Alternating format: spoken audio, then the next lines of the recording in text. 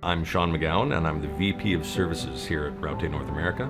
I look after our service business, our upgrades, our spare parts, and digital services. Our customers range from OSB clients to plywood clients to LVL clients. The services that we perform would be ongoing maintenance services to keep their lines running at the peak of their performance, as well as install, and then throughout the life of that equipment, we'll provide services to maintain that level, as well as providing upgrades throughout the life of the equipment to see that life cycle come full round.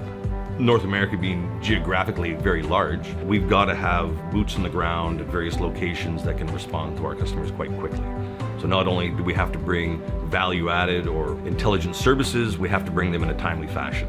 So Raute's slogan of creating value in forest assets, the way that our service department responds to that is providing our customers with probably the best ability to have their recovery and their plants running as efficiently as possible.